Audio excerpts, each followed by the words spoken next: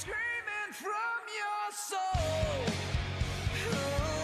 We watch it fall. Now you come to walk on. Come and set your light through. Just set your light through before we're only whispers in the wind.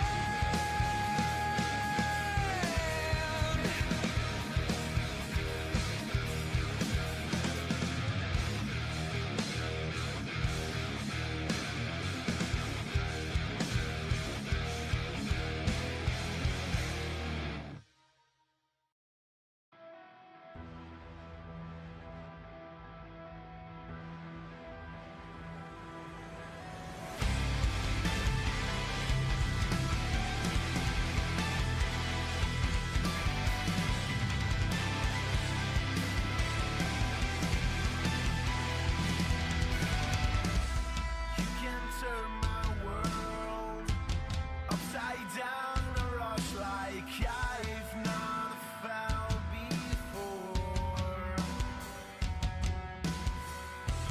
I can trust myself. I need you to make it turn. I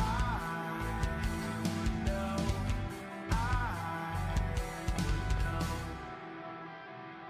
Will you follow me when the sky starts to change? Yeah, we won't be afraid. We'll never be the same again. Will you follow me? We won't leave it to chance. We can't wait our romance. We'll never be the same again.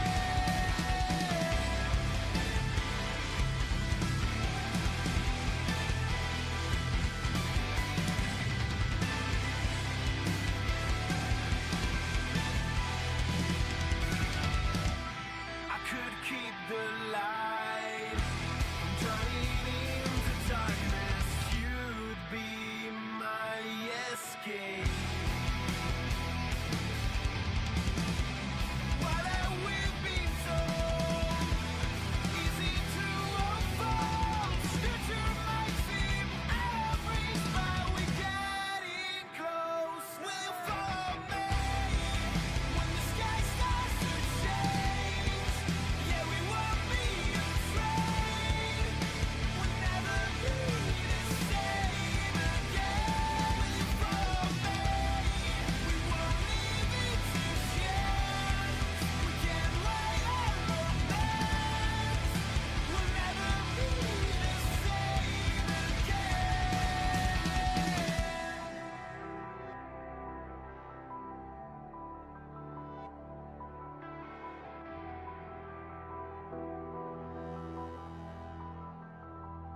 Will you follow me when the sky starts to change?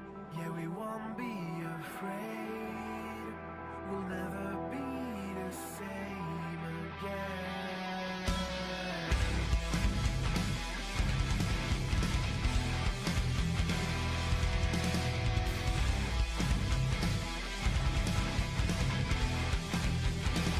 Will you follow me when the sky starts to change? Yeah, we won't be afraid. We'll never be the same again. Will you follow me? We won't leave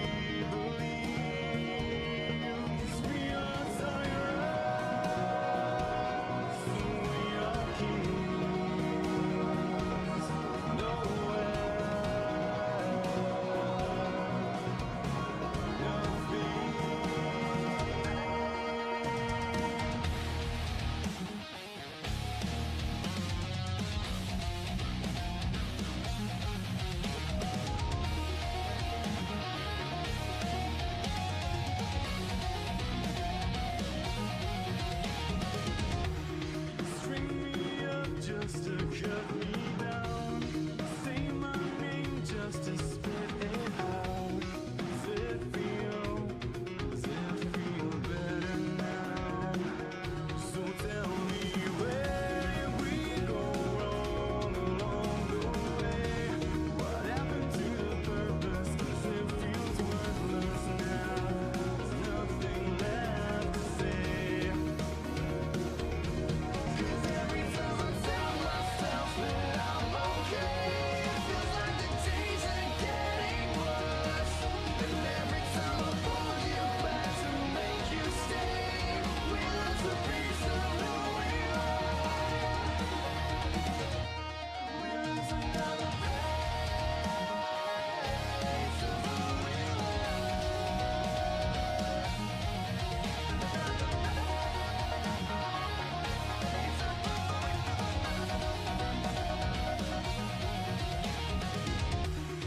Light me up just to watch me burn. So many times it no longer hurts. You know you never learn. With anime in our souls and thoughts of wrestling out of control, we are a group of weebs who love the entertainment of professional wrestling. So allow us to be the voices inside of your head as we go through the wrestling event of the evening, give our thoughts and predictions on what's to come, and provide an experience inclusive to all you nerds out there. So grab your steel chair, yell for the table, and get put through an experience unlike any other. Brought to you, of course, by Animal We Studios. This is the Weebs of the Ring podcast. Happy Friday to everybody out there involved. And not gonna lie, not the happiest of SmackDowns, if I'm being honest. This was kind of a crap show and all that. Just gonna throw that out there for everybody out there. I'm just glad that you guys are joining us live for this show to kind of talk about everything, whether you're a newcomer around these parts, whether you're an old head coming back and listening to us talk, spew nonsense every Mondays, Thursdays, Fridays, sometimes Saturdays, depending on PLEs. You come here, you listen to us yap, you hear us either praise WWE for whatever they did or yell into a microphone into the endless void. But hey, that being said, we are here to talk about SmackDown, which again, not that good of a show. But we'll dive into it as we go through the night here tonight. But of course, if you're new around these parts, who are we exactly besides calling ourselves the Weebs of the Ring? Well, of course, I'm one of your co-hosts, your reigning, defending, undisputed heavyweight champion of the world, Walk-Ins here. I'm going to be your guide through the wrestling event tonight. And of course, never alone in this endeavor, for you see this lovely gentleman right next to me. He is known around these parts as the genius of the mat. He's going to help us process these stories that I don't know where we're going with some of these. Yeah, I'm I'll glad try. that we had like yeah, we got some questions going on, and yeah, I'm just baffled by what we're doing with some stories and all that. But ladies and gentlemen, it's Drop This Box. He's here to lay down the knowledge. Drop, how you doing tonight? So I just noticed because I didn't miss this match, but like I said, I was cleaning earlier, but I didn't Mhm. realize that Giulia match was 1 minute and 36 seconds or 38 seconds. That's pretty embarrassing.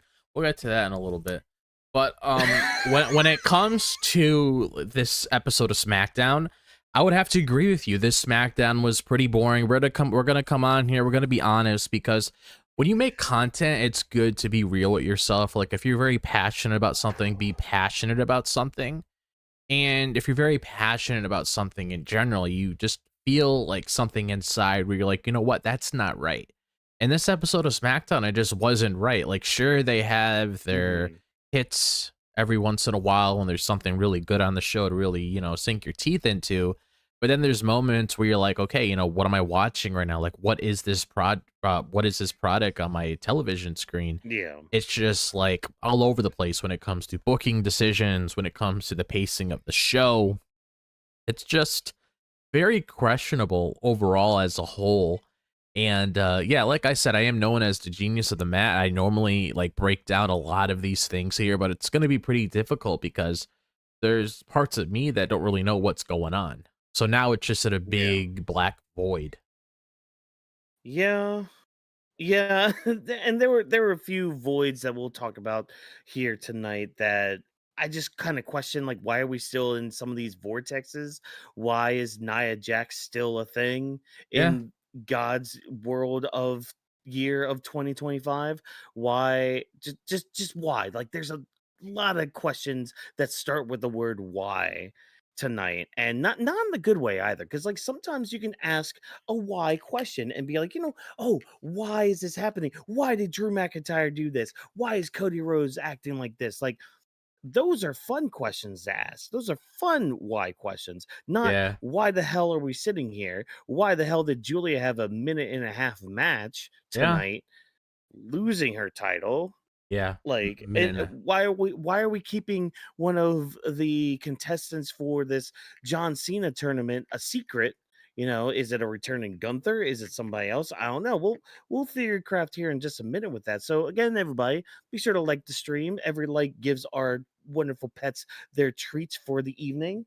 Yeah, Sydney just looked at me when I said the word treat, but that's fine. She'll get hers after this video, as long as you guys are out there liking it. And of course, engage in the chat. Be sure to leave comments if you're watching the VOD of this. And of course, be sure to download and do all the upvote things for the audio version of this podcast, because hey, we're pushing that right now. And because we are a podcast, so sometimes you can watch us, sometimes you can just listen to our sultry voices inside of your ear or your car radio speakers. But let's go right into the show. We're going to start right now with a headline story, at least something more positive to talk about when it comes to yeah, SmackDown, because much like with Raw, we found out two of the other matches that are going to be happening for this John Cena tournament thing, where we're going to find out who John Cena's final opponent is. So now, like, I think it's what, half the field now has been laid out. We've finally got like at least 8 competitors that are going to be facing off against each other.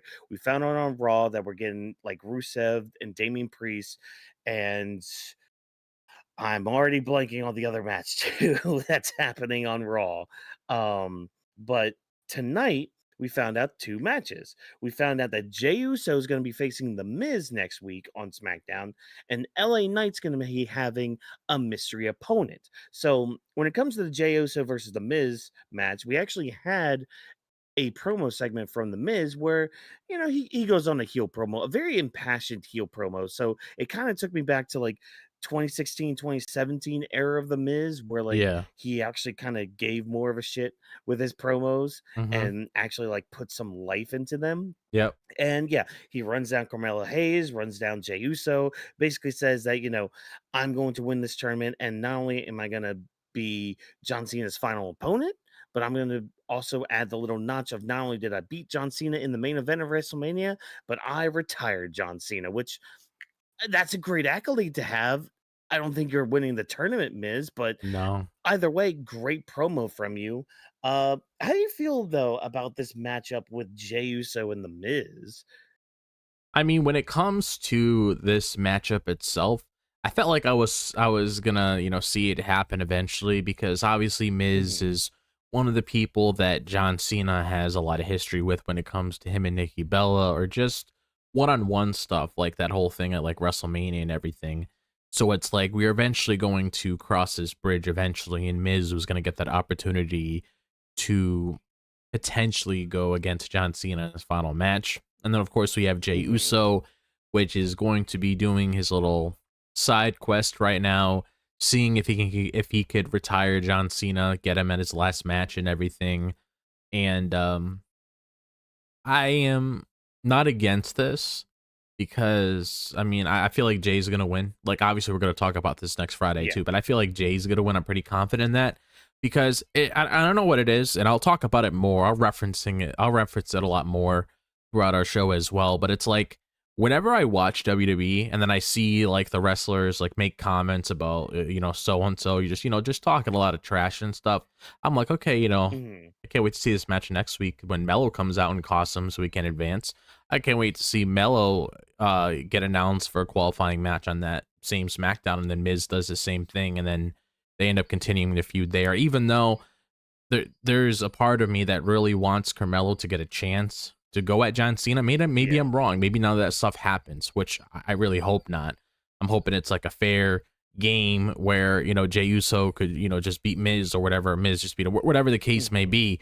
I mean, honestly, like the best way to really do it is like, if they really wanted to, maybe Miz does some sneaky stuff. He gets one up on Jey Uso, and then, I mean, we did talk about this many times before, and we've seen it play in like past shows where sometimes when you're in a feud with somebody and it's in a tournament, that's really when it starts kicking into gear, because not only do you guys want to bite each other's heads off, you also have a prize in like the rearview mirror, and that could potentially be a matchup that we see where it's like the Miz and Carmelo Hayes, unless they're just structuring it or just a SmackDown and Raw thing, which seems to be what they're doing, which I assume that's probably just going to be the normal structure until, you know, otherwise, of course, because you never know what could really happen. We don't know the other contestants.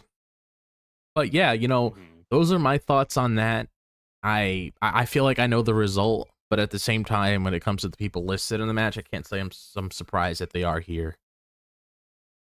Yeah, because I like how this tournament's kind of getting structured right now. Because like we have a good mix of people who have a history with John Cena. We, you know, whether it's big or small, they at least have some sort of history with them, Yeah. or those that don't have a history with him. So like I think the best example of it is Damian Priest versus Rusev. Like Rusev definitely has history with Cena. I mean, again, look at WrestleMania 31. But Damian Priest, not really much of anything when it comes to him and John Cena. So, like with the Miz and Jey Uso, I mean, there definitely is history with the Miz and John Cena, but Oh with yeah. Jay and Cena, the most history we have, I mean, there's stuff maybe with the Bloodline during his one match with Roman he had during at least during the Bloodline time he faced him, and of course the Royal Rumble earlier this year. But I kind of look at like this LA Knight match now because like we didn't get a we didn't get to told who he's facing, just No. that it was going to be a surprise. Nick Aldis is holding it in on himself. So Oh I boy. saw some speculation that it was going to be some people said it was going to be Nick Aldis himself, which that would be kind of cool. That would be funny, yeah. But oh my god, it would be hilarious if he's just in this term. I mean, him and Cena do have some sort of beef. I mean, Cena did yell at him a couple times this past year, like Yeah. got into his face so much, like he even turned his hat backwards. Um, I'm just gonna throw this out there. Joe Hendry, cause and I feel bad because I know Joe Hendry wants to face John Cena and he's got one last chance to do that. And if he's in this tournament, I don't see him winning, especially if a certain Gunther is part of this tournament. Yeah. Um, but yeah, I could easily see it being Joe just so they can give like kind of throwing him a bone a little bit, you know, being like, hey, you know, we know you wanted to face Cena, but at least be in the tournament. Plus, just I'm just having the image, or I guess the feeling of having someone on the megastar power level of LA Knight and and Joe Hendry just facing off against each other in the ring. I don't know. There's just a part of me that just kind of likes that dynamic or that, you know, aspect of it. So I'm kind of fun with that. The one thing I'm not keen on is if it ends up being Gunther, because man, that would suck for LA Knight to lose right there in the opening stages of this tournament. But and plus, like it wouldn't make sense, I guess, to me now that I think about it, for Nick Aldis to keep that a secret, to keep it a secret that it was Gunther. I don't know. Like I hope there's a reason that he keeps it secret, but like that see that's why I say Joe Hendry, because like again they could easily play it off where it's just like Yeah. Nick Aldis comes out, announces Joe Hendry, and since he said his name, he appeared. Blah blah blah. There's your meme right there. Any speculation from your end though of who the mystery opponent could be? So there was one person that came to mind that I was thinking of, and I also saw other people mention it online. So we know that there's other people from different companies that are able to take part in this tournament as well. And you already mentioned one of them that's from TNA. I got another guy that they could possibly use here as well. And it would make sense since his wife is on that show. I'm just gonna come out and say it. Matt Cardona. I could see Matt Cardona Mm. potentially being the opponent here because I actually looked up online because you know how sometimes when WWE is like having a show somewhere, they normally bring somebody because that's their hometown and everything, just to give them a little special moment and everything. So I looked up when next SmackDown is being held. It said it's supposed to be held at the MVP Arena in Albany, New York. And Matt Cardona is from Merrick, New York. So, Mm. not that that has any sort of correlation to, oh, yeah, typically like doing something like that. And if you also think about somebody who does have history with John Cena when they were friends, but then he got backstabbed and everything because of the whole Eve Torres thing, you know, many, many, many, many years ago, I can easily see him having that opportunity to potentially be in this tournament, and you never know, maybe he goes over, maybe he does it in this match. If he does, you know, that'll be a pretty big win for him if he does Yeah. indeed do that. But that's I'm gonna say that as like my personal pick because I wouldn't mind him on like You the would not. main Yeah. roster because he's been on NXT, he's been featured, he's had matches there and everything, but he hasn't been a part of the main roster since he left the company to begin with. And this was Mhm. before NXT was like really a thing, like kick into gear like it is now. So it's like I could Yeah. potentially see him as that opponent to be there. And there's just something about seeing LA Knight and Matt Cardona in a ring that would be very entertaining because both of them are very charismatic, both of them are very good mic workers, and they're also, you know, pretty good wrestlers. So it's like I wouldn't mind seeing them mix it up in the ring. I feel like that would actually be pretty cool. And I don't know if they have any history in TNA. I might have to look that up as we do our show just to get a little bit more insight. Mhm. But I'm just gonna say that straight up right there for my choice of who it could potentially be. Ooh, I like that idea. I really do like that idea. And plus, it ties in very well with again how this tournament's being structured, where it's like, okay, we're having somebody that had history with Cena versus somebody who doesn't really have a lot of history with Cena. So it gives everybody just a fair shot at Cena's final match to be the person to actually retire the greatest of all time. Blah blah blah. So hey, yeah, that was probably like the biggest highlight of tonight. Just finding out we're getting those two matches next week. This tournament's very much heating up, so looking forward to who we have in the finals. I'm wondering if they're gonna do the finals at Survivor Series because I mean that would be a great match to just have on that show, anyways. And plus, That it'll makes sense. make give more of a prestige to the tournament that they're built anyways, having it on a big pay-per-view like Survivor Series. Yeah, that would make sense on. I mean, because they do with AEW, Yeah. like when they had like World's End, when they, Mhm. did their thing there, Yeah. or any other pay per view when they were doing the what's the name of that tournament that they do, the Continental Classic thing? Is that what it is? Oh, yeah, Yeah, it's like the what is it, like the round robin kind of thing where yeah. yeah, that one. Yeah, that one's fun, but that one also involves, like, paying attention to, like, points and all that stuff, but Oh, okay. that's a whole other road to go down and all that because yeah, win-loss records.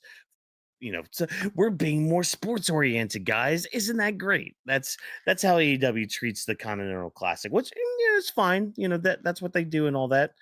Again, I'm a sucker for tournaments. That's honestly that's basically the bread and butter when it comes to wrestling, anyways. Is just like tournaments. Like I can't tell you how many tournaments I've had when I used to wrestle. Back in high school and all that. Like I mean, it was almost every weekend we would be going to a tournament. Like that's how often they happen in wrestling. So yeah, big fan of tournaments. But enough of tournaments. Let's talk about how this show went down. Now we're gonna get into the stuff that's like, what? What's going on? What's happening? So we start off the night by finding out what's going to be next for Cody Rhodes. Who's going to be his next challenger? Who's going to be next to, step up to the plate? Who's he going to move on from Drew towards? Because yeah, he starts off the night, he's just like, I'm done with Drew. I'm ready to move on. Blah blah blah. I'm gonna sit in the crowd. I'm gonna find out who my next opponent is. Who's ready to step up to the bat? And Aleister Black comes out with Zelina, and he basically calls his shot. So I actually applaud Aleister Black and Zelina for that matter, because she did pull her weight too with this. But yeah, they shot their shot and was just like, yeah, we're ready for a fight. Nick Aldis comes out and is just like, yeah, okay, you guys have the main event. Cool, neat, awesome, fantastic. Which the match itself, does go longer than their first match in AEW, where Aleister Black just squashed Cody, which okay, cool, neat, awesome. But yeah, I mean, I'm kind of bleeding up both the opening segment and the main event, because there wasn't really much to the opening segment. So like with the match itself, like I like how we're like building up Aleister Black a little bit more, not only with this feud that he's having with Damian Priest, but even this match too, because like there was a lot of times where he felt almost on par with Cody, Mhm. and it really kind of felt like, okay, wait, he could actually be a challenger for Cody. Like he's countering some of his moves early on. He's staying in control throughout the match, until like the ending segment of it. But like, Aleister Black did look pretty good, but like you still got that feeling, because this is how WWE matches are structured. You get this feeling that okay, some shenanigans are going to happen, and guess what? Lo and behold, here comes some shenanigans, because Drew McIntyre comes out pissed as always. Claymore's the ref, starts beating up on Cody. Damian Priest comes out to help save Cody, and at the end of all this, Nick Aldis comes out and suspends Drew McIntyre. So that's now like the new twist here, where like we're probably going to be getting an inevitable tag team match between these faces and heels and all that. Yeah. But Drew's suspended now. That's the new twist in this story, because like he's constantly self-sabotaging.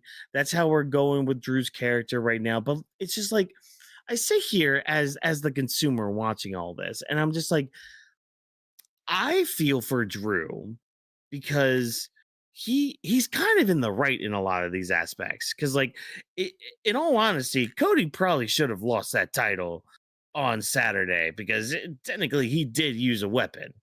Fine, cool, whatever, the ref wasn't looking, yeah, fine, whatever. But like every single time Drew gets screwed over, it is Drew getting screwed over. Like it's not some sort of like, oh, well, he did it to himself. He brought the title in there. Yeah, but he didn't use it. Cody did. Cody didn't have to use it. He shouldn't have used it, but he did. But, we're continuing that story of just like Drew kind of screwing himself. And it's just like, how much longer do we have to do this? Like before we could just move on, when Drew can finally feel justified with all the Yeah. shit that he does and all the shit that he has to deal with and all that. But I've rambled on long enough. Drop, what'd you think of all this with like the opening segment, the match, Drew's suspension? How do like Aleister Black and Damian Priest fit into all this? Uh yeah, how does everything kind of sit with you when it comes to the main event picture on SmackDown? I was kind of hoping we would move on from Drew McIntyre. Not saying that he doesn't deserve the Mhm. WWE title, because he does, but it's just going to be the same result, just like the last two times. He's not going to win the title. Like, you're not going to convince me a third Yeah. time that, oh, yeah, this guy's going to win the title. And if I'm being 100% honest with you, Watkins, I feel like their feud is pretty lackluster. Like, I was expecting Mhm. a lot more out of their feud, knowing who they are. And it's like they reference the past stuff where it's like, oh, yeah, we did this and that and yada, yada, this, yada, yada, that. Okay, actually make it a vocal point within your feud. Bring up certain things so the audience actually cares about Cody and they care about Drew more when it comes to why these two guys just want to rip each other to shreds. because it just seems like we're getting moments where somebody's getting attacked, they're out for a few weeks, or we just get like these, little comments being made, and then that's it. And then basically whatever we've seen so far with the feud, that's all it really is. So it's like I was expecting a lot more out of this. The fact that we could potentially be getting into it again, I'm not really that big of a fan of it, only because I'm not really as engaged in it anymore. Because the first time really wasn't that good. The second time I gave you a shot because you actually had more time to build to the match. Again, I mean, just didn't really do much. Was the match a lot better than the first? Yes, it definitely was 100%. But it's like, I want to care more. And I mention this a lot in my videos that I do on my channel when it comes to just fights in general. If you don't give me substance behind those fights, like if there's, I'll give you an example. When it comes to Deku versus Bakugo, and this was when both of them met outside, they were in regular street clothing, and they decided to fight each other because they really wanted to go the limit. And this was Deku's opportunity to prove to Bakugo that, yeah, I've actually improved the last time me and you actually went back and forth with one another. And the whole message behind that fight itself was for them to understand each other a lot more, and All Might inserting himself into the picture and saying, win to save and save to win, learning how to cooperate with one another, because if you do that, then you guys can achieve many things. Point being, you could see it in the most recent arc when it comes to how they cooperated with one another, which I'm not going to dive super deep into that, but you probably know what I'm referring to when it comes to that. Yeah. The reason why I gave that example is because there's substance behind it, and it makes me care about both of those characters and their motivations and how they're going to grow. With this, how dare you care? How dare you care? Yeah. With this, Like, I want to care. I know there's things in there that can be said that would help me care more, but it just seems like it's not being structured. And then you just have Drew McIntyre come out and he Claymore kicks the referee because this is the same referee that screwed him over. Okay, I get why you're mad at him and everything and all that.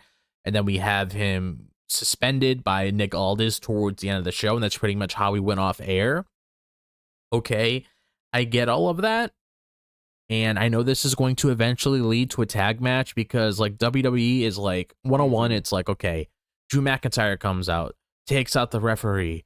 Here comes Cody Rhodes, comes after Drew. Here comes Aleister Black, goes after Cody.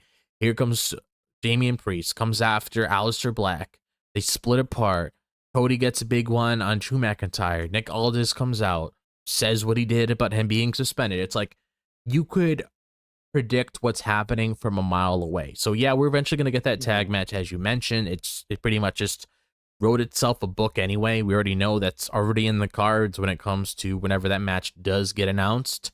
We don't know exactly when that match is going to take place, but it's like, you got to give me a little bit more than that. It's like, okay, we're really trying to push Drew and Aleister Black here right now. Let's just throw them into whatever Cody Rhodes and Drew McIntyre was doing. I was honestly hoping, like we spoke about with, Vash last week, when it was the three of us talking about Saturday night's main event, where we actually talked more about this whole mystery behind Jacob Fatu's attacker. I wanted to get a little bit more insight on that, maybe clues, because that's honestly the bigger picture. Because whoever that person is that did that to Jacob Fatu, that's pretty much going to be the vocal point with whatever Cody Rhodes does moving forward. And I'm pretty confident it's Randy Orton.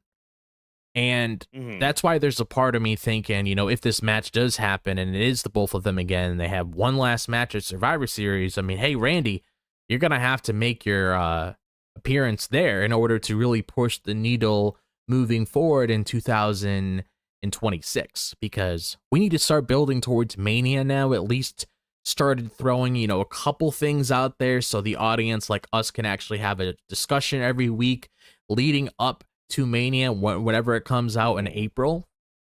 But it's like, that's the vocal point to me. So it's like, it would be pretty cool if hypothetically, oh, hey, we might have gotten something on surveillance or whatever. You can't really make it out. Whatever the case may be, give me something more on that, because I'm more invested on what the hell happened with Jacob Fatu that night than what I saw here tonight. And that's not me saying I don't care about all these competitors. 'Cause I'm glad they're getting screen time. They deserve it. It's a lot better than how they were treated like many years ago. Like they should be having a lot of screen time, especially Aleister Black out of all people and Cody Rhodes. He was Yeah. able to rebuild itself, but like we talked about that a million times. But it's like there's stuff on there that you could do, but you don't do it. I don't understand. It's like it's not hard. No, it really shouldn't be that hard, because like when you look at the story of Drew versus Cody, it literally writes itself.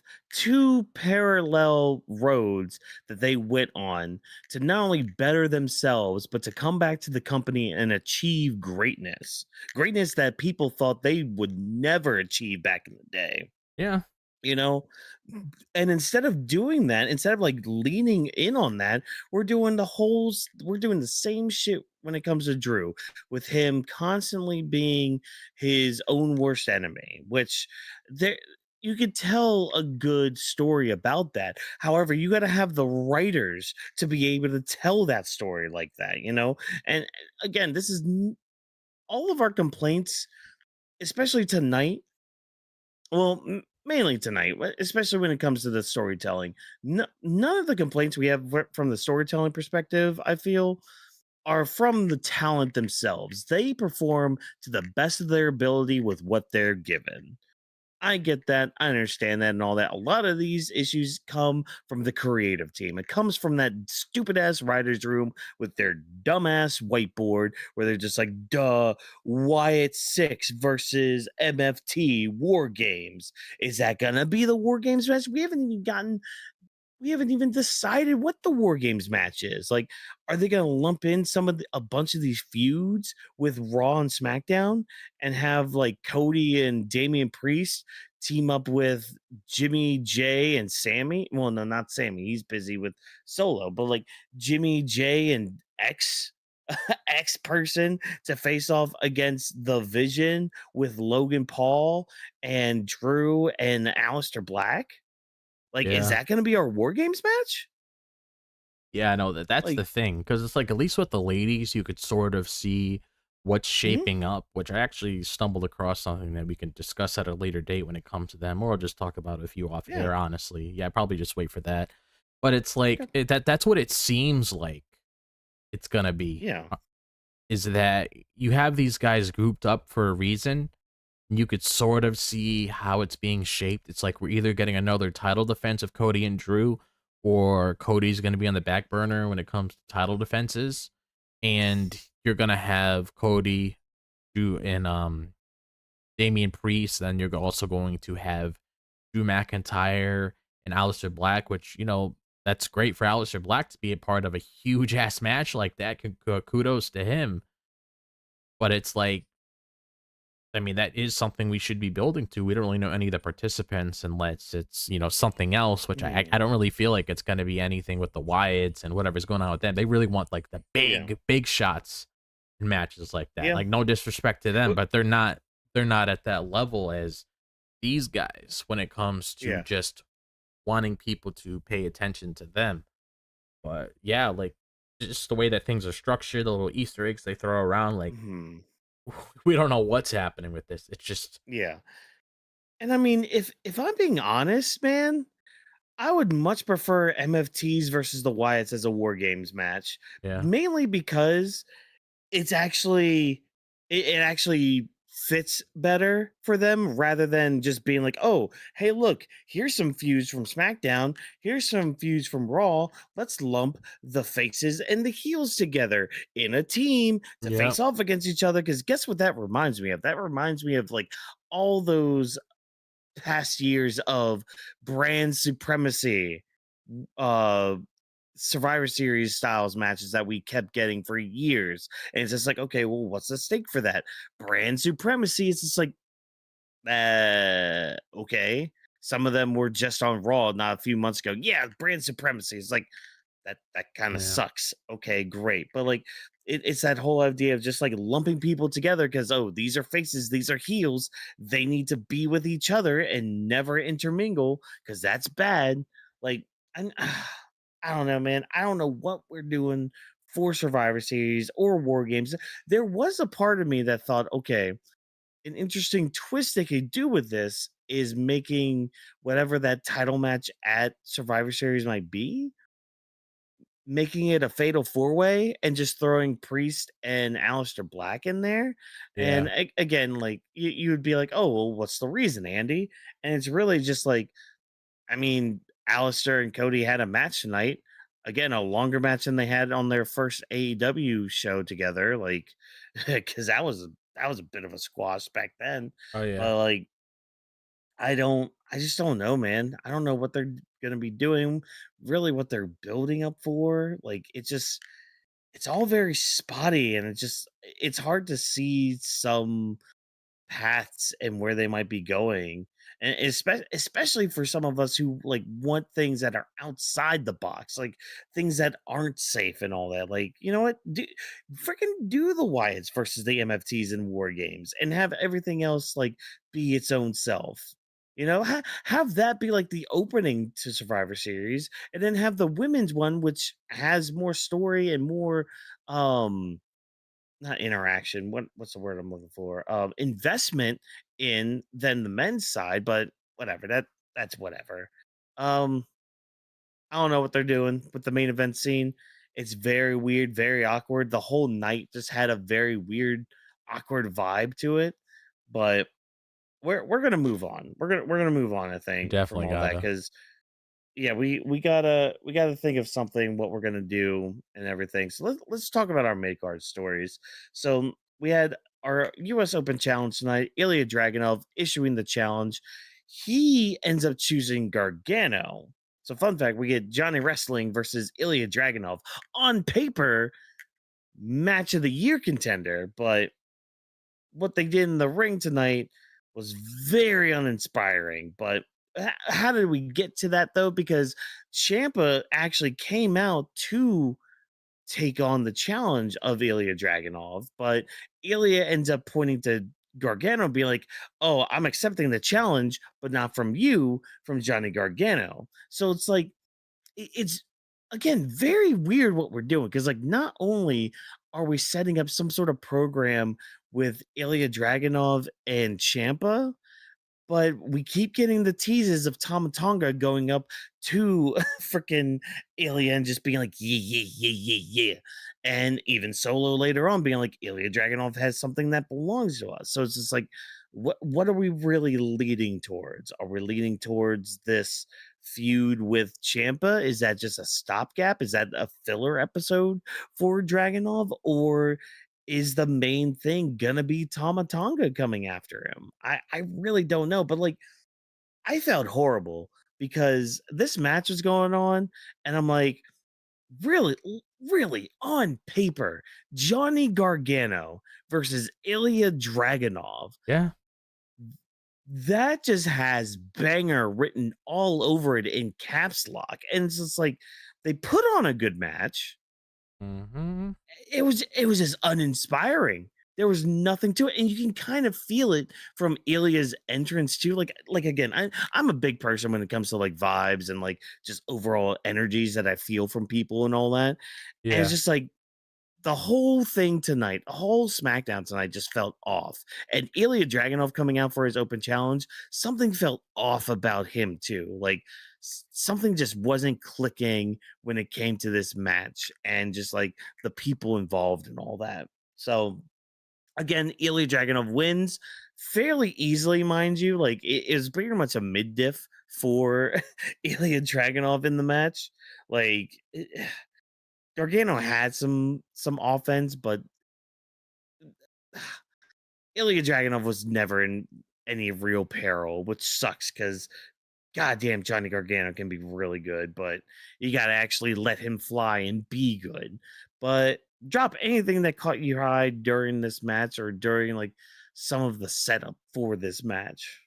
So when it comes to this itself, yeah, it definitely did feel off because you look at the two competitors on screen, it should be a match of the year contender, but it just felt like weirdly paced. Like it felt like the guys weren't really as involved much. I don't know. It just didn't Yeah. feel like what you would expect it to feel like. Because normally you look at this, both of these guys are ripping each other to shreds because Johnny is known as Johnny Wrestling for a reason, and he's usually up against people like this when it comes to Ilya Dragunov, somebody that's a monster to get in the ring with. I mean, look at what happened with Nathan Frazier last week. He pretty much brought him to the limit when it came to their match. So when I saw this happen, I'm like, okay, I can get behind it.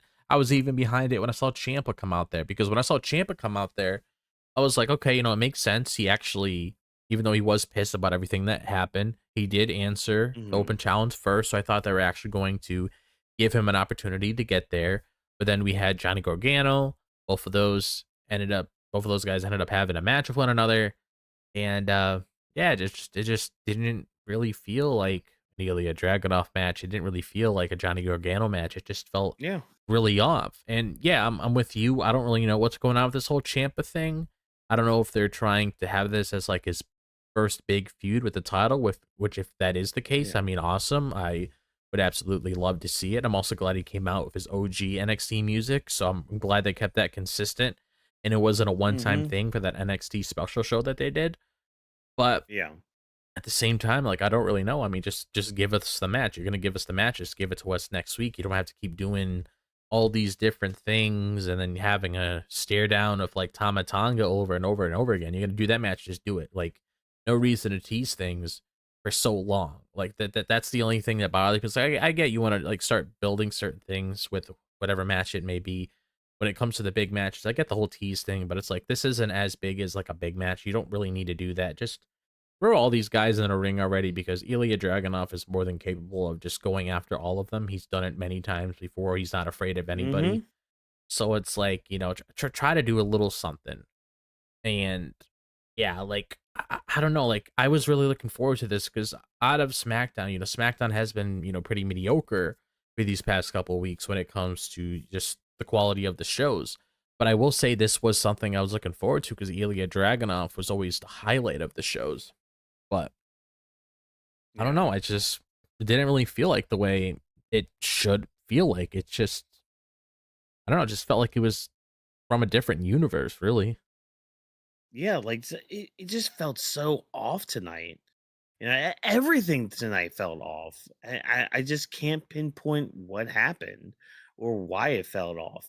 But I don't know. I don't know where we're going with the U.S. title thing. I mean, maybe we'll get the legit contender of Champa or Tamatonga, but we'll have to wait to see what happens with that. But of course, speaking of the women, speaking of the women's division, oh boy, Charlotte Flair versus Nia Jax. Now this has like Huh. a couple a couple things that go on it. First of all, Jade Cargill just walks to the ring, says she's that bitch, and for everybody to step out of her way. That's Oh, how she celebrates winning the title. scary. Cool, neat, fantastic. It almost did nothing for me, but fine, cool, whatever. She has a stare down with Charlotte as she's leaving the ring and as Charlotte's coming in for her match. I did like this bit a little bit because it's like Charlotte was kind of not paying her any mind, but you still had Jade like standing at the ramp, like yelling at Charlotte, intimidating her, or at least trying to, and all that. And Charlotte does turn around to, possibly confront her and all that. But luckily for her, she has her tag team partner there to kind of keep her on the straight and narrow. So, yeah, Charlotte Flair is facing Nia Jax tonight. I'm just gonna throw it out there. This match sucked a big old pile of just donkey feces. This was a horrible. These two have no chemistry whatsoever. Like, because you have Nia Jax as a powerhouse, you have Charlotte, who's like a balanced character or like a balanced wrestler, I guess, because like she has the power, she has the speed, she has it all. Let her use it. But like these two, just whenever they get into the ring together, just a whole bunch of nothing at all when it came to this match. And I mean, the biggest highlight from this is Lash Legend returning to SmackDown, helping Nia win. And we find out, I guess, they're going to be a tag team going forward, and they're going to be like the main threat of Charlotte and Alexa right now, which, okay, fine. cool. Shame the match was ass, like a hot pack of ass. Like I'm tired of Nia Jax in 2025. I'm tired of her promo work. I'm tired of her in-ring work. It's boring. It's slow. It's shitty. Every move you do looks shitty. Like, and that's the kicker too, because she was somebody who vastly improved at one point. I What's agree. going on? Like, it just sucks. And of course, we get the tease for Asuka and the Kabukis later on, where Asuka plays doctor and sprays mist on Charlotte and Alexa. So we're continuing that story. I, I mean, obviously, I think Charlotte and Alexa are going to beat Nia and Lash Legend because I think the story is leaning more towards the Kabukis dethroning these two. Um, Yeah. but again, we'll have to wait and see. Job, what do you think of this? Because this is a hot pack of ass. Yeah. I mean, I didn't really care for it at all. Like Yeah, I've been liking Charlotte a lot more. Like post WrestleMania, I feel yeah. like she's been doing a lot of good things. So I can agree with that, especially when it comes to her run with Alexa Bliss as the women's tag champions. Mhm.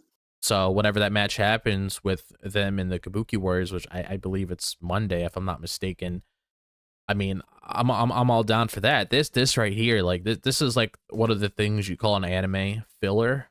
Like this is just something Mhm. that you could easily walk away from and you wouldn't miss a thing. And it's not that good filler that you can digest and actually sit down and enjoy. It's one of those Yeah. things where like you go on one of those websites and it tells you, okay, so and so is filler. If you want to skip this, you could skip it to go back to the canon material. You can easily skip Yeah. this. You wouldn't miss anything at all whatsoever. And like the whole thing with Jade, I'll comment on that first before I just give my thoughts on everything else. I mean, this is your big push right here. Probably the serious push that you've had in your career in terms of actually elevating your character. That's all you can say is that you're that bitch. We get it. We know you're aggressive and everything, but it's like making one comment like that and just walking away just felt like so awkward. Like it just felt like a really Yeah. awkward camera cut. And you just keep it there because you just want to. And I don't know, Yeah. like there could have been a little bit more there, like, oh yeah, I'm that bitch, walks away. Oh, here comes, Charlotte getting ready for a match with Nia Jax. Like, okay, really? Like, that's all we're doing here? Like, just a few words? Like, you could be more aggressive now. You Mhm. can say more things that you weren't able to do when you were a babyface, and that's all you can say is, I'm that bitch. Like, okay, whatever. Yeah. And the match itself, yeah, I didn't really care. I mean, I think the only highlight here out of the match itself is, oh yeah, Lash Legend is part of the main roster now because I saw her having the Yeah. SmackDown emblem on her profile page. That's awesome because she is a good wrestler. She definitely could do a lot of things when it comes to whatever position that they put her in. I mean, they had her in the Royal Rumble Mhm. earlier this year, so some people might remember her from that. Some people that watch NXT know who she is, or if people are new to her entirely, I mean, hey, here she is. She's probably gonna be the standout between her and Nia Jax, really. So just watch out for Yeah. Lash whenever she has her matches. But yeah, this match, it was nothing, and yeah, I mean, I did reference this because I feel like if you wanted to just touch on this because not for long, of course, but Oh yeah. I don't know if this came from Body Slam that we typically talk about on the channel, like whenever we do grappling. Mhm. It looks like it because like the whole the way that this thing is structured, and I left it in the document just in case you wanted to check it out yourself.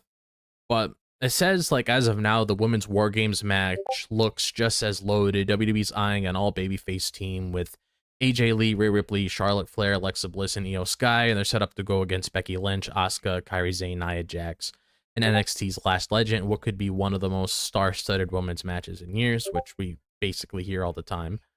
But it's like, I mean, I feel like that's not bad. I mean, you could probably switch probably one person around, but everything else, I mean, I'm not really against it. I felt like we probably talked about this outside of like Nia Jax and Lash Legend being a part of this.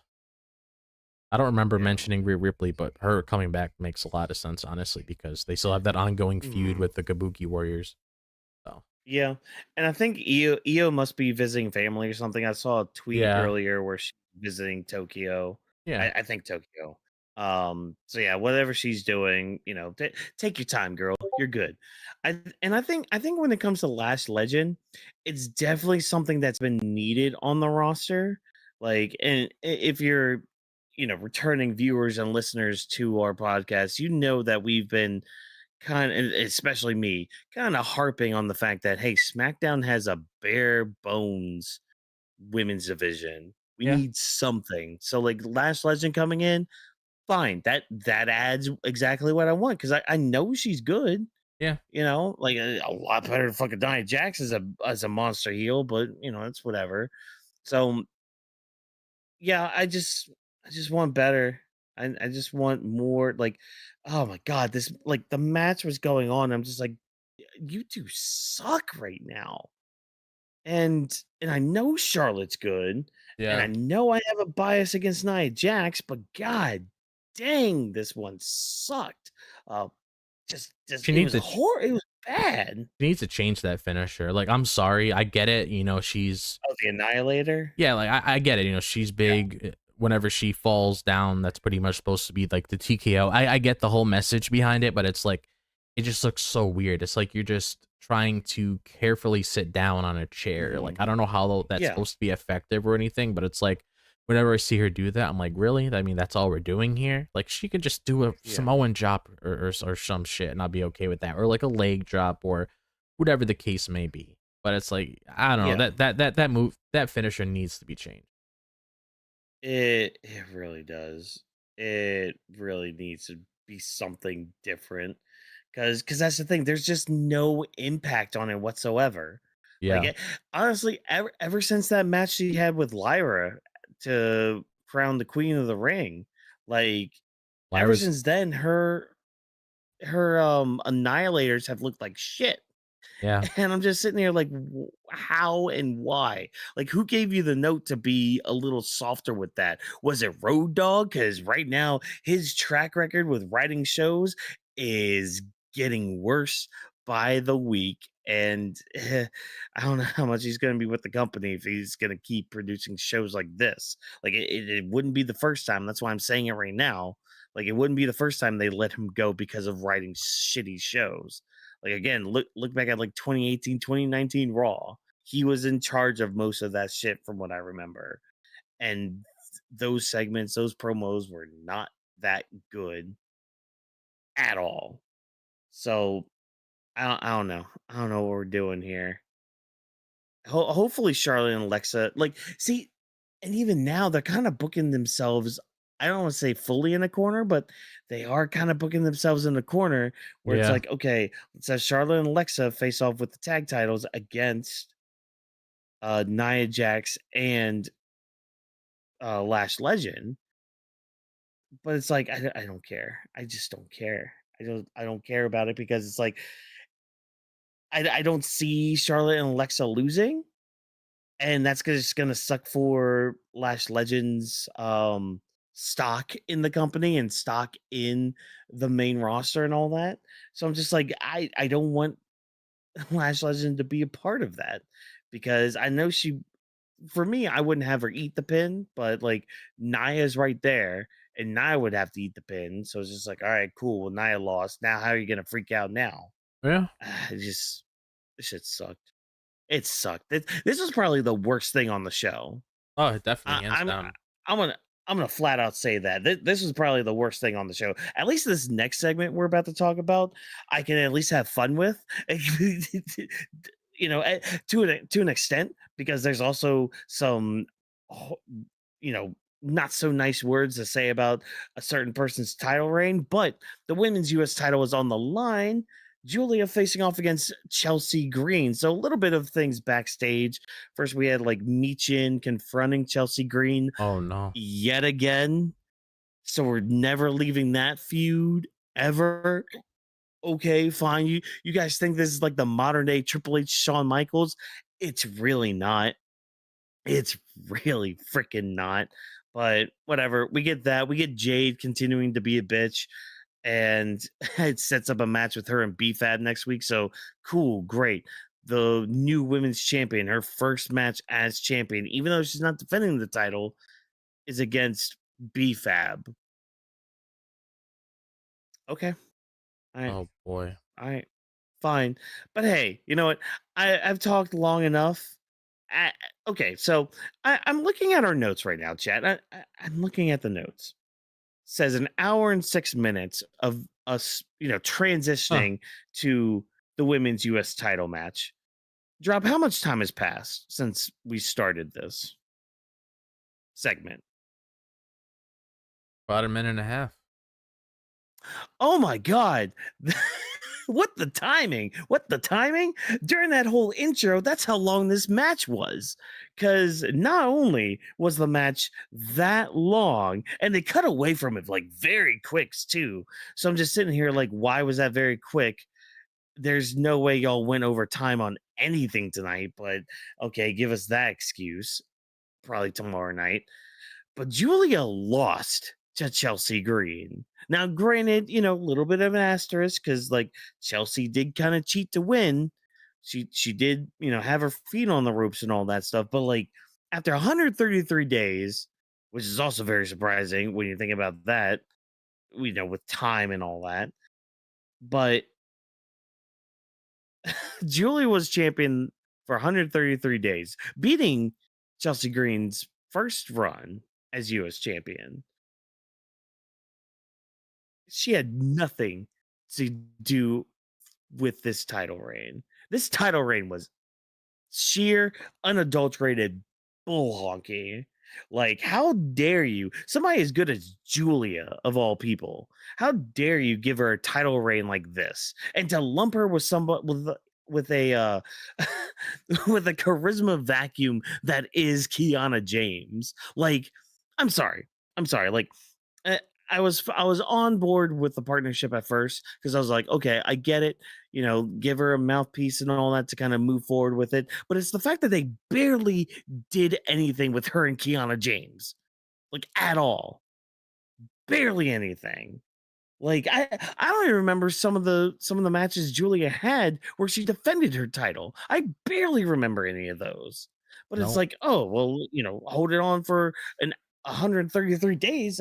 That's like what, 4 months roughly, give or take, a little over 4 months, doing nothing with the title, almost killing the title to a point. So as I'll say this, it sucks because of Julia's title reign being shit. It sucks because it was a minute and a half. It sucks because Giulia was like destroying Chelsea Green at the start of the match. I thought it was going to be a squash match at first. But then, you know, Chelsea Green rolls her up and all that. She's the first ever two-time women's US champion. I'm a big fan of Chelsea Green. I love her character. I think she's a very fun character to have.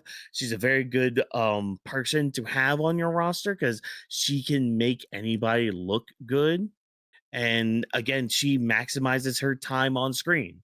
She knows how to use that time, and she uses it to the best of her ability and enhances every moment that she's on there. At least for me. I can get if nobody else vibes with it. I understand that. But it's like you're you're sacrificing your new character here for somebody else. Somebody who's doing something else beyond the US title. Yeah. Like it doesn't sit right, man. It really doesn't at all. And the only thing I would want out of all of this is for Giulia to just be like, hey, Kiana James, you need to go away because ever since you've come around, I have had some shit luck. And I don't want you around. I don't need you around. Get out of my life. Get out of my hair. I can do this on my own. So I'm hoping it leads to that. But man, just and you point it out a lot too whenever we talk about these titles, and especially the women's US title since Chelsea even dropped it months ago. It felt like a damn prop. It was just there to be like, hey, here you go. Here's your title. Here's your participation trophy. Isn't that great? Oh, now you lost it in a minute and a half in a very mediocre at best match. If that, if even that little uh review of it, like, man, this left me like, first of all, I was shocked again because Chelsea Green won. Again, fan of Chelsea Green, but it just this came out of nowhere. Like this was set up for a Giulia win, a Yeah. Giulia squash at that, like to really solidify her U.S. title reign. But instead, you just give it back to Chelsea Green because you've already kind of killed that title. Oh my god! Just what are we doing, man? Yeah, What are we I doing? don't really have anything to say about this. I mean, you pretty much said everything. This Yeah. match itself was Sorry, I don't mean to like overtake anything. It's just like God, it's just mm, no, mm.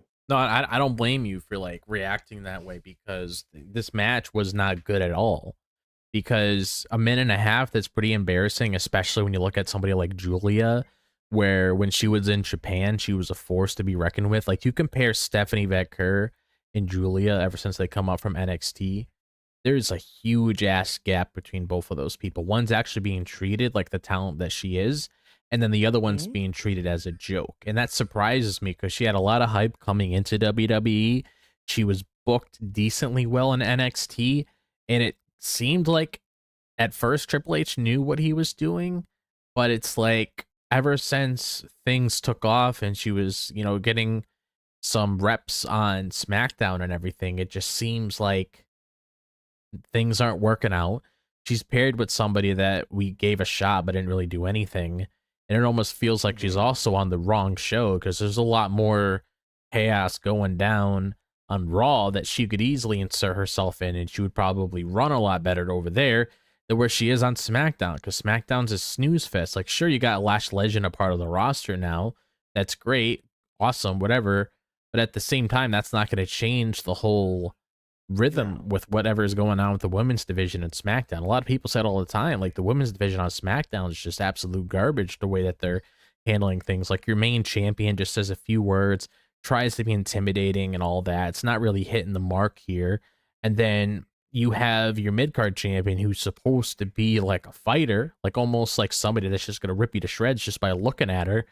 But then you have her get just completely embarrassed in a minute and a half. That just goes to show that you never took her serious to begin with.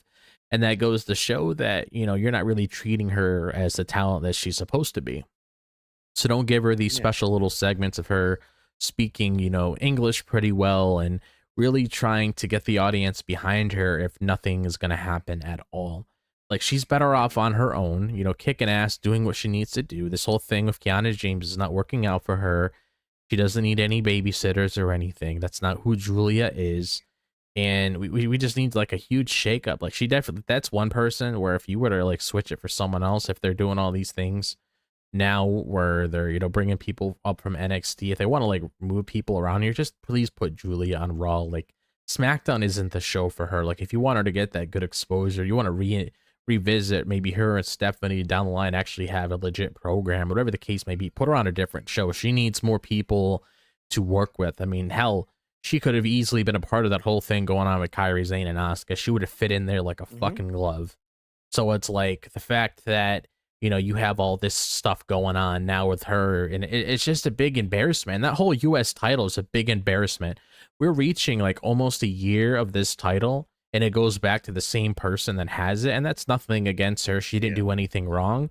We're targeting No. the creative here, the people that actually sit inside that room and think of all these different ideas when they're like spitting out, oh yeah, we could do this, we could do that. If it's Bruce Pritchard, if it's Triple H, whoever else is a part of this, spitting all these different kinds of ideas and everything. But it's like the fact that, we're like, okay, let's have this match between Chelsea Green and Giulia. How long the match should we make Giulia look like a fierce competitor because, that's how she's supposed to be? Or should we just, do something else? Oh yeah, let's just make the match a minute and a half, have Chelsea Green win it, have her do it dirty and everything, and then just have her celebrate with Ethan Page afterwards. We'll just do that. Oh, okay. But it's like we get the whole heel thing, but Mhm. at the same time, you can't really excuse that because this is just poor booking on Julia's part. Like Yeah. she looks like she doesn't matter on that show. Like I hate to say this, but it's almost like one of those things where she disappeared on SmackDown for a couple months. You wouldn't notice anything. because she didn't make an impact on there to begin with because of how they're booking Mhm. her. So it's like me and you could be talking about SmackDown for the next 3 to 4 months.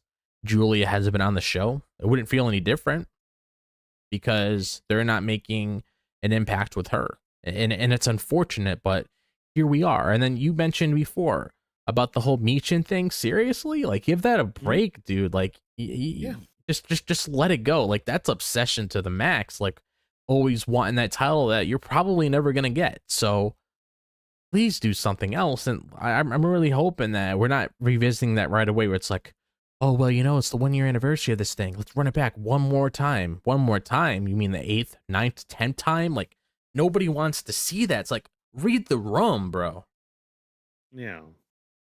Like, and this whole time, I'm just thinking to myself, like, remember that one NXT special we had where Julia was in the crowd with like William Regal and I Yeah. forgot the other guy's name, but she was in there and she was like very much surprised because people were like cheering very loudly for her, Yeah.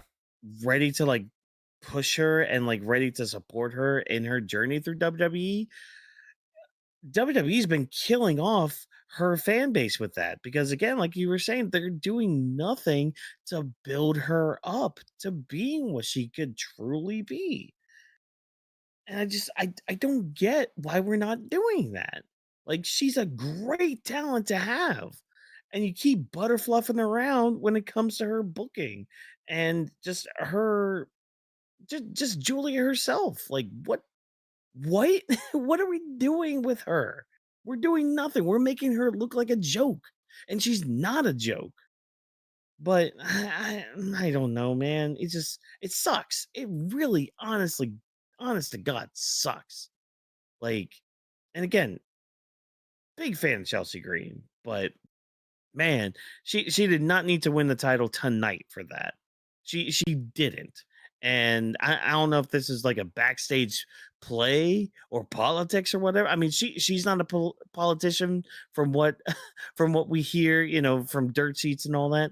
But like, what if again, this is conspiracy theory here. I mean, it could just be creative, just being like, oh yeah, just throw the belt on her. That's a moment. That's a thing. That's a swerve. People like the swerves, right? Yeah, we like them when they kind of fit the narrative, not when it's just kind of out of the blue like this. But fucking whatever. There's one comment I'm gonna make when we do our outro, and it's gonna be something that I don't like to say because it's a very dark, not dark, very negative thing to say, but like it kind of needs to be said. But we're gonna move on to our next segment because we've Yeah. already given this part in more time than it even needed. Like Yeah. definitely more time than the match actually was. So Yeah. Rey Fenix is set to take on Talla Tonga, set up because last week, Rey Fenix got in everybody's face that were in the MFT and said he wanted Talla Tonga. So a couple things leading into the match here. Of course, Sami Zayn's involved in all this. So he talks to Nick Aldis. Apparently, he's still injured after getting that beat down a few weeks ago. And unfortunately, he's still not cleared to compete or really be there in any physical capacity. So it's really eating at Sammy. So he's got like another week, if not another like 20 minutes or so, give or take, into this match before he's just like, okay, yeah, no, I need to beat up the MFTs right now. So that's the whole Sammy thing. Solo later on, he's not happy. Dragonov's got the US title. You've got the Wyatts that are going after them. And of course, Sami Zayn's still alive. So Solo's not a happy camper when it comes to him just trying to exist and trying to get that power that the MFTs crave and all that. So during the match, it starts happening, but of course, we got to have some interference to kind of even out the odds. So out come, but now I'm blanking on names yet again. Nakamura was out there, and the Motor City Machine Guns come out there to kind of run off the MFTs, except for Solo. Solo's still out there, and I mean the match is your typical David versus Goliath fight. I do like how Rey Fenix does kind of I like his targeting skills where he's like targeting a certain body part that he's going to be working That on makes during the sense. match and all that. So that was really good, very much good, and especially with commentary too, being able Oh to kind yeah. of convey that in a better way, and take care of them when they did and all that. But of course, not all the time will David beat Goliath. Talla Tonga is just way too strong. He's way too big. He's able to take out Rey Fenix. And I mean, Sammy does come out for the save after the match with the steel chair because they decide to do a little bit more damage on him, but it's too late. Gotta watch your friend get brutally attacked and not be able to do anything legally about it. So again, match was fine. It's just didn't really do much. I'm ready for like just the next stage of whatever this story that we're telling is. Yeah, any words on this match? No, because Yeah. I didn't care about this at all. Like, just get into the whole thing that the MFTs are supposed to do instead of these little side quests. Try to Mhm. build up a feud with the Wyatts because that's the whole reason why you got yourselves involved in this to begin with. That's why you got the whole face paint. I mean, are they competitor? I mean, are they actual people going for the titles or not? It just kind of seems like they Yeah, considered it and then they were like, we don't want to do it. Let's just mess around with Rey Fenix and Sammy and all of them. I'm like, okay, yeah, like this whole thing right now is just very convoluted with just so many plot holes in it. yeah. Like I'm just sitting here like, why? Just just have the match. Have the match with the Wyatts. Do what you want. And I mean, we do have the Wyatts coming out, and they come out of just nowhere after the MFTs leave their backstage segment spot, and Eric Rowan does stop them and be like, "Hey, it's not yet time." I mean, I'm noticing, Bo Dallas isn't out there with them or with them at these shows. So I don't know if we're waiting for him to not be injured to be involved in all this, but like there's four of them. Five, six of them. There's technically supposed to be six of them in the group. You can still do stuff without Bo Dallas. You can still do Yeah, stuff without he's not Uncle even the Howdy. tag He champion. could he could easily do a freaking like backstage thing or a pre-recorded thing to like really push the inevitable match that we're going to be getting between the Wyatts and the MFTs. Because again, really, this should be a War Games match. I'm just gonna flat out say it.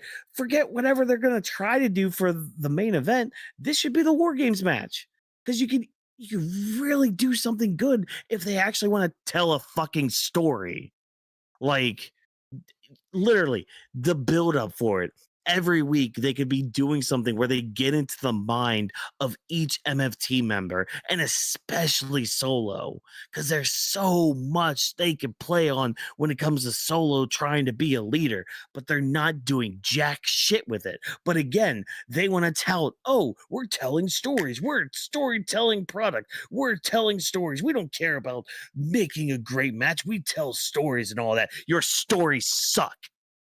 They are ass. They are horrible. Most of the stuff that comes out in Shonen Jump that get axed are a lot better stories than what's happening on SmackDown and Raw right now. Like, my God, I don't get it. It's not that hard to write a compelling story, you know. I just don't know. I don't understand what they're doing. They're just they're just playing. They're playing with our emotions right now, and it's getting to a breaking point where it's just like, why the hell are you doing this? It makes no sense Yeah, at all. it almost comes to the point where we don't really want to talk about the shows anymore because there's times where before we come on here, I don't even want to like talk about the show just because of what they gave Yeah, us. It kind of feels like, oh, if me and Watkins weren't on tonight, would it really make a difference? Because they yeah, didn't give us anything engaging to talk about.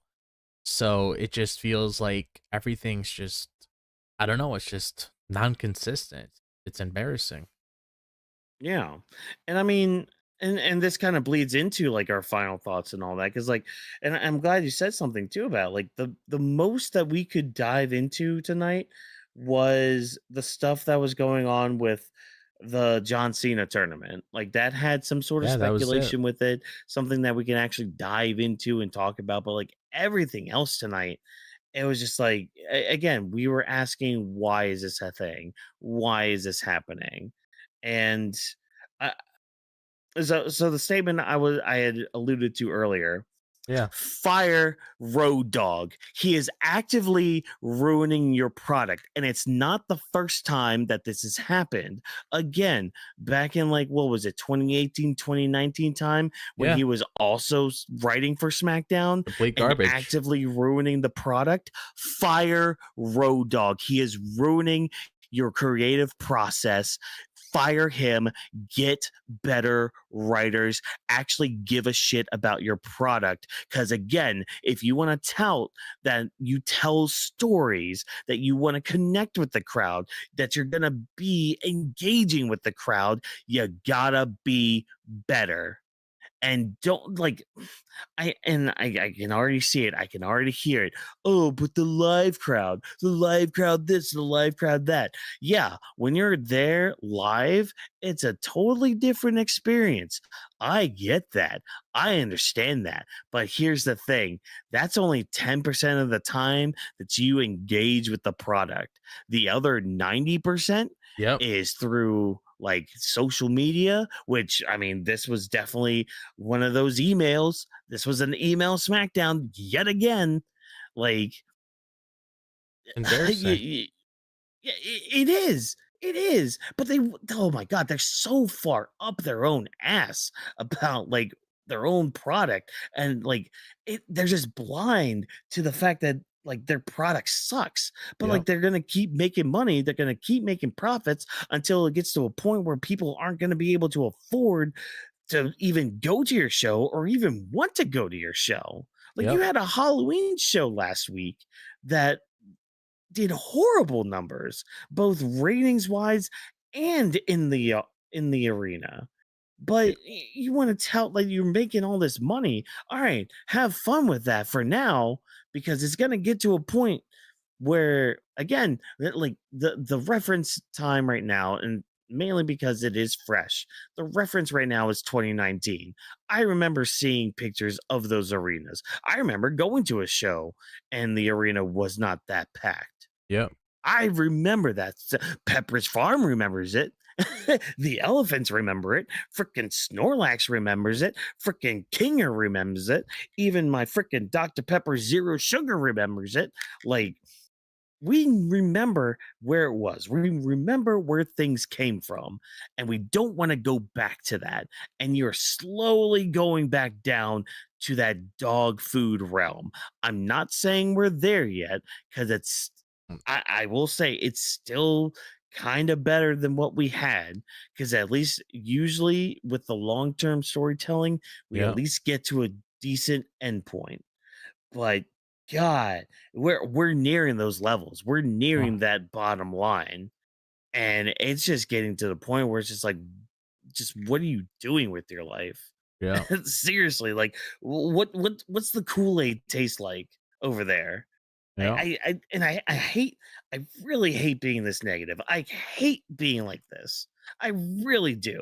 Mm-hmm. I do, because I love this product. I love, you know, diving into all this, you know, it just, it sucks. It legitimately sucks to like come on here and be like this, because I don't like being like this. I hate being like this, but you get to a point where you're just like, what are we doing with everything? What are we doing with our lives in general when Yep. it comes to all of this? But that's my little thing. What about you, Drop? What are your final thoughts? Fire Road Dog.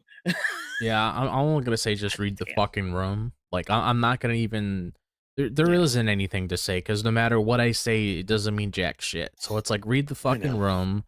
Pay attention Yeah. to what's going on online. You could obviously scroll through X right now, and every time you refresh the page, there's people talking shit about the show and saying how much it sucks. So read the room, understand who you're working with and try to move forward that way. I'm not gonna say, oh well, it was decent, it was good, or do better next time. I'm not gonna say any of that like cheap shit because I don't feel that way.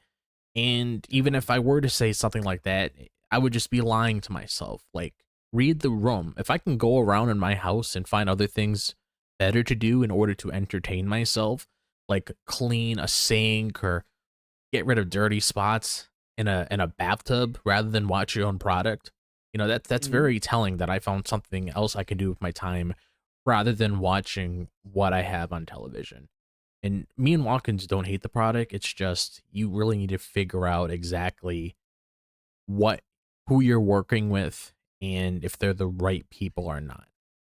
Like Yeah. it's just fucking stupid. There's nothing nice to be said here. I'm sorry. Like there No, there's isn't. not. Yeah. I'm not gonna even get. We already gave our thoughts on the whole show Yeah. itself, so we don't really need to even say anything like that here. No reason. Yeah. We really don't. And again, I just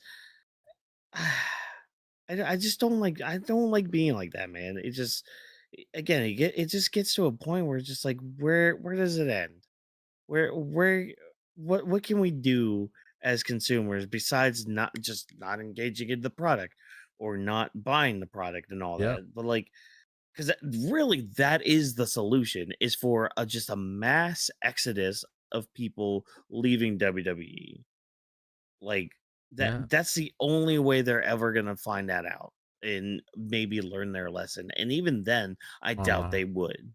Oh, But that just involves a mass collective. But I don't know, whatever. And look, we gave our final thoughts. We talked about the show. We broke down what we could and thought about. But at the end of the day, we just want better. We know you can be better. That's where all of this is coming from because we've seen it, we felt it, we know about it. Just be better in the future, please. That's all we ask for. But you know, some good life decisions you could make is checking out our description down below, especially if you're here on YouTube, or if you checked out the audio feed, I'm sure there are links as well, like on our page, that tell you guys exactly what we're all about. Be sure to check out those links because it has places, things like our social media. So like the Weebs of the Ring social medias like Twitter and Instagram and TikTok and all that. You can see clips, you can hear what we have to say as we're watching the shows, or if any fun news comes out, or of course when any show comes out. yeah. You'll be able to be up to date whenever we go live or post anything on these channels. Hey, be sure to follow us, subscribe to us, even our individual channels too. I know Vash isn't here. He's busy with The Rock and all that. That's what he's doing right now, being his little visionary and revolutionary boo. But look, Vash, if that's the point, get your shoulder ready and come back and get your world title from CM Punk. But jokes aside with that, follow him, check him out. I know he's doing some things. Follow Drop as well. Subscribe to his channel. He's doing a lot of good things over on his stuff. Me, I mean, you can follow me on Twitter and Instagram. I'm figuring out what I want to do with solo content. We'll come to that road when we cross it, or not. We'll see when we come to it. But yeah, check out all those, and yeah, enjoy what we have to say and what we have to talk about, because we're both on here on YouTube to do our thing, and also wherever you can listen to your podcasts when you're going to work or just working out. However you listen to podcasts, we'll be on that site or app. Check us out there. But yeah, that's basically it. So thank you so much, each and every one of you, for checking out Weebs the Ring and for taking time out of your day to listen to the podcast. If you enjoyed what we had to say, again, all those links in the description below. We're also known as Weebs of the Ring on all those social media platforms. So if you type that in, you'll see the icon. Go ahead, click, click, click. Easy peasy lemon squeezy. And of course, be sure to use the hashtag Weaves of the Ring to interact with us before, during, or after these shows. Because, hey, it's a great way to talk with us, and it's a great way to give us that wonderful mystical thing that we've, hinted at for WWE to take: criticism. and I don't know, feedback. Like, yeah, give us some of that because we want to improve our product. We want to do better. And the best way for you to do that is to let us know. And using that hashtag is a great way to do that Mm-hmm. as well. And to engage with us before, during, and after these shows. Because it's always great to hear from you guys before we do these, especially before, because you know that gets the brain flowing and all that, keeps us alive and keeps us engaged in the product and all that. Weebs of the Ring is presented by Anima Weebs Studio. Thanks, of course, to our production team for all of their hard work for making this show a reality. Thank you for joining us. And remember, as always, no stunt grannies were harmed in the recording of this product. Have a good night, ladies and gentlemen, and we will see you on Monday for the Monday Night Raw shenanigans. See you guys, and have a good night.